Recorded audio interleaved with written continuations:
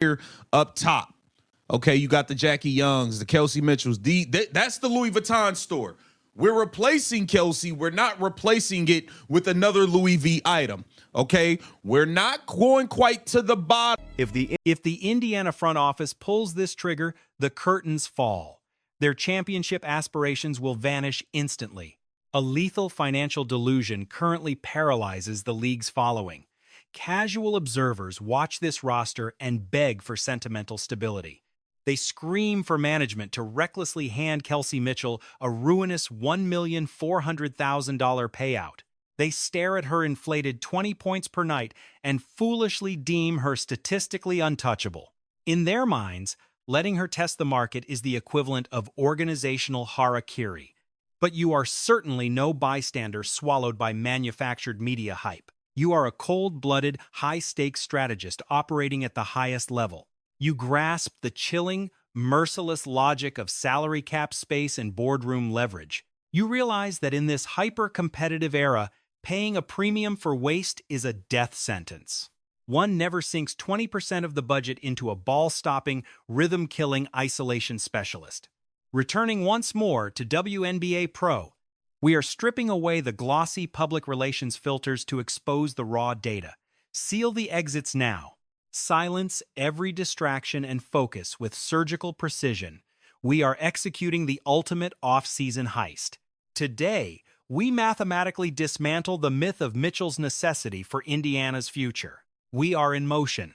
We are running a multi-million-dollar arbitrage play to construct a lethal, cohesive unit around the franchise cornerstone. Let us establish the harsh fiscal landscape of this current free agency cycle. The latest labor agreement has detonated the team budget to a staggering $7 million. The ceiling for a premier deal is now locked at exactly $1,400,000. Kelsey Mitchell is hunting for that exact maximum payday as a free agent. Should the general manager sign that check, the organizational fallout will be immediate and total. There are paths forward. We can stack 2 or 3 high-value assets to fill her void. She expects $1,400,000. Heed this specific financial red flag.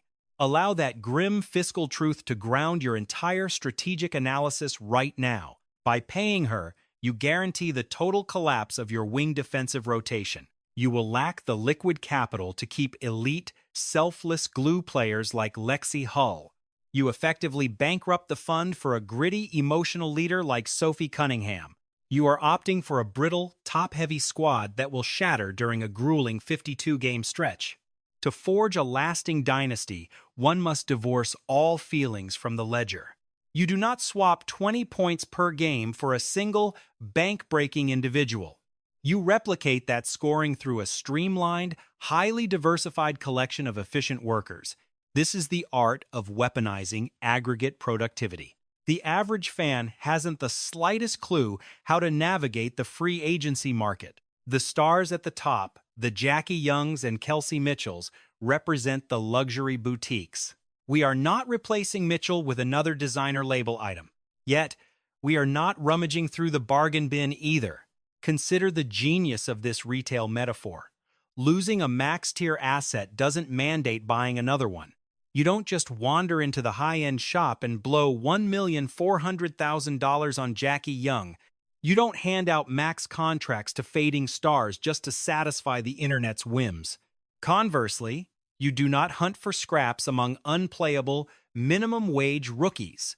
Success requires surgical shopping within the league's undervalued middle-tier economy. Let us audit the current stock, starting with the elite possibilities. We must evaluate battle-tested, two-way forces like Ariel Atkins and Gabby Williams.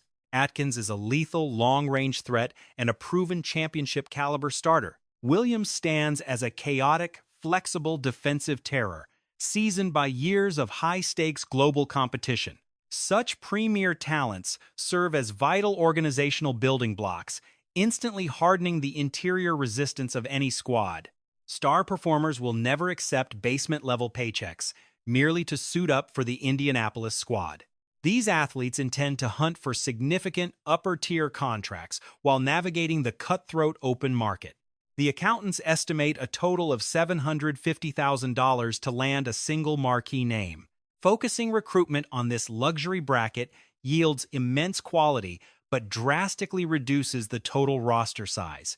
Management could realistically hire Ariel Atkins plus a reserve for the exact price of Kelsey Mitchell. This move represents a massive defensive evolution, yet fails to address the depth concerns of the calendar. Maximizing the Caitlin Clark phenomenon requires a deep dive into the ranks of high-value mid-tier professionals. The team must pinpoint specific specialists whose physical attributes perfectly match the requirements of an up-tempo system. This investigation points straight to the crown jewel of the 2026 free agent pool. The expected cost likely drops by roughly 50% based on these current projections. A player like Bridget Carleton falls comfortably within the $600,000 territory. Carleton likely signs for $550,000 to $600,000. Securing her talent provides an immense fiscal advantage that becomes evident when reviewing the calculated projections for the upcoming season. Strategists should examine Carleton's specific on-court chemistry when paired with the franchise's primary leader. She functions as a versatile, intelligent two-way wing who possesses impressive physical stature for her role. During the previous campaign, she operated under a heavily restricted deal worth exactly $125,000. The shooter knows exactly how to flourish while working in the wake of high-usage offensive superstars. Within the Minnesota system, she deferred gracefully to ball-dominant scorers like Nafisa Collier and Caleb McBride. Her presence does not require high usage to fundamentally shift the spacing on the hardwood. The woman represents the quintessential outside threat, ready to strike the moment the ball is kicked out. As Caitlin Clark tears through the defense, Carleton will be lurking in the corner to finish the play. She will reliably bury those uncontested, high-percentage triples created by the leader's magnetic gravity, while offering the perimeter grit that Mitchell simply cannot match. Market analytics suggests this synergistic piece can be locked down for approximately $600,000. The front office gains a flawless tactical component while simultaneously preserving $800,000 in budget space. However, the plan to raid the talent market is far from reaching its conclusion. That newly discovered financial surplus must be funneled into fortifying the team's fast break capabilities. The roster requires an injection of raw, blistering velocity to bolster the perimeter rotation. Management seeks a human lightning bolt who can torch opponents during every open-court sprint. This pursuit leads to a volatile, explosive, restricted talent currently restricted by the Los Angeles franchise. Observers should focus on the massive, hidden athletic ceiling possessed by the young Ray Burrell. She is a lanky, high-velocity wing who finds her rhythm during chaotic, end-to-end sequences.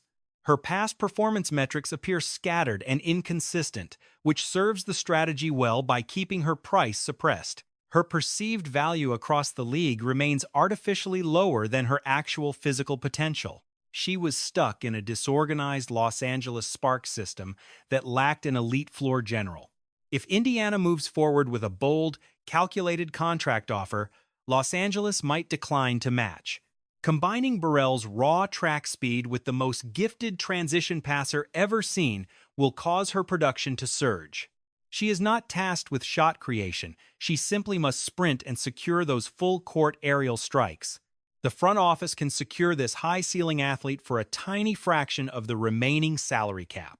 The squad has successfully added a premier long-range sniper and a transition-oriented speedster. Despite these moves, the organizational war chest is far from being depleted. Sufficient liquidity remains to target a disruptive interior presence capable of running the floor effectively. The organization needs a bruising, agile forward capable of hammering home points during fast breaks.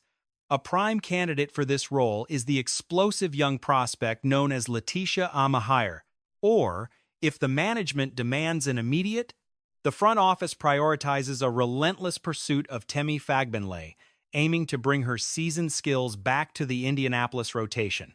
She has already mastered the lightning-fast rhythm required to thrive alongside Caitlin Clark, offering explosive energy and locking down the boards from the second unit. Financial projections show that either Amaher or Fagbenle could be secured on team-friendly terms using the remaining cap space.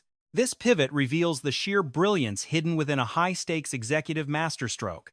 Imagine a roster featuring Ariel Atkins alongside Bridget Carleton, or perhaps Carleton paired with Ray Burrell and Temi Fagbenle. It is a 3-for-1 trade-off against the massive salary of Kelsey Mitchell. The Indiana Fever are forced to weigh these options, as this represents the exact evolution the franchise requires. One must truly contemplate the cold, calculated economic force behind such a transformative corporate play. This represents the absolute peak of cutthroat professional sports management in the modern era. A championship framework demands this level of logic, flatly refusing to dump $1,400,000 into isolation-heavy basketball. Management decides to scrub that bloated, low-efficiency contract entirely from their financial ledgers. Instead, they pivot to secure the trio of Bridget Carleton, Ray Burrell, and Temi Fagbenle for that same total investment. They exchange a single, flawed superstar for 3 specialized high-tempo assets who buy into the system. Through one sharp boardroom maneuver, the entire perimeter defense undergoes a total metamorphosis. This move instantly fortifies the bench, providing the endurance needed to survive a brutal 52-game campaign. It purges the selfish playstyles that currently clog the team's primary scoring engine. This mathematical discipline ensures there is enough capital left to keep Lexi Hull and Sophie Cunningham in the fold. The strategy perfectly encircles Caitlin Clark and Aaliyah Boston with 5 high-impact players who share their championship timeline. This is the hallmark of a premier general manager dominating the current landscape of professional basketball. True leaders refuse to blink when the press clamors for overpriced, max-level contracts. They sidestep the multi-million-dollar traps set by competing franchises in the free agency market. They ignore the seductive lure of veteran names like Azura Stevens or Kayla McBride, who carry massive price tags. Should the Fever leadership wander into those expensive aisles, they will merely repeat their past financial blunders. They would just trade the Kelsey Mitchell salary cap anchor for a fresh set of economic chains. This single offseason represents the ultimate test of the front office's professional intelligence. A choice looms that is both icy and difficult. They must prepare to part ways with a fan favorite through a detached, analytical boardroom decree. By blocking out the digital noise and social media fury, they can finalize this 3-for-1 roster arbitrage. A flawless execution of this plan would effectively end all competition within the Eastern Conference. Neither New York nor Connecticut could match the relentless pace and overwhelming depth of this new Indiana squad. Finally, Caitlin Clark would have the selfless, high-functioning environment she needs to take over the world. However, if the Indiana leadership folds under the emotional weight of public opinion, if they lose their nerve, and hand Kelsey Mitchell $1,400,000, they effectively kill their title hopes before they even begin. Such a mistake locks them into a thin, worn-out roster destined for a postseason meltdown. It would be a catastrophic waste of a once-in-a-generation talent's most valuable years. The clock is ticking loudly within the executive offices as millions of dollars hang in the balance. Expansion groups in Portland and Toronto are watching every move, waiting for a single misstep. There is no longer any room for error. The margin has vanished. This is the brutal reality of the new economic landscape in women's professional basketball. Thanks for tuning in to WNBA Pro, where we peel back the curtain on the harsh realities of the global sports industry. We skip the corporate fluff and refuse to parrot the safe narratives pushed by the league. Our focus remains entirely on the cold, hard numbers that define success and failure. For those seeking the most piercing and honest analysis on the web, stay tuned. Hit that subscribe button now to join an elite circle of truly informed basketball minds. He urges the audience to unleash a torrent of likes, forcing this explosive corporate exposé into the digital hive mind. He invites the most ruthless, unvarnished critiques of this brilliant executive chess move in the discussion block down below. Speculation swirls around whether Indiana's front office harbors the cold-blooded resolve to watch Kelsey Mitchell vanish into free agency. Observers wonder if they can flawlessly mirror the Carlton and Burrell financial shell game. One must imagine the sheer devastation of Caitlin Clark's fast break assault once flanked by elite, selfless offensive weapons. He calls for the sharpest, data-driven forecasts available. The analyst promises a return for the next high-stakes corporate autopsy. Total vigilance is required as the corporate insurgency ignites, leaving the mathematically illiterate to face a grim fate, swallowed completely by the dust.